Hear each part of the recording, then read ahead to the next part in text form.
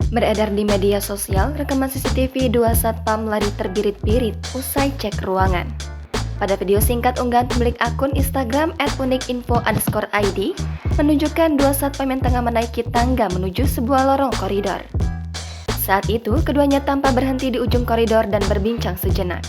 Setelah sepakat, mereka berjalan menuju lorong koridor yang begitu sepi itu sambil berpegangan tangan. Hal itu dilakukan lantaran keduanya diduga ketakutan dengan apa yang akan dihadapi di lorong koridor itu nantinya. Setelah itu, keduanya tampak memasuki sebuah ruangan di sisi kanan untuk mengecek isinya. Namun, tak lama kemudian, kedua pria itu malah lari terbirit-birit ke arah tangga. Dengan begitu, keduanya langsung berlari menuruni tangga dengan cepat. Jika diperhatikan, memang tak tampak ada yang mencurigakan dari ruangan yang baru dimasuki kedua pria itu. Namun ada dugaan, keduanya baru saja melihat hal tak biasa hingga ketakutan dan berlari terbirit-birit.